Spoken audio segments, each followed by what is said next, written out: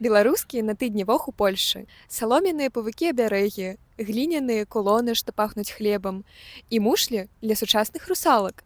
Гэта свет брэнду Canva, Насты Васючанкі. І менавіты гэты свет трапіў Vogue Poland. У матэрыяле Vogue паказаў новую рэкламную кампанію брэнду. Наста па-новаму інтэрпрэтуе вобраз варшаўскай русалкі, сімваля горада. Замест вады яны з'яўляюцца ў гарадскіх прасторах, каля будаўнічых арыштаванняў, у пральні, на вулачках старога горада. Русалкі выглядаюць як моцныя жаночыя вобразы ў паўсядзённым жыцці. Упрыгажэнні Canva – гэта маленькія гісторыі з матэрыялу і традыцый. Напрыклад, з традыцыйных саломяных павукоў Наста пачала рабіць завушніцы, а з гліны – маленькія кулоны, якія можна насіць кожны дзень.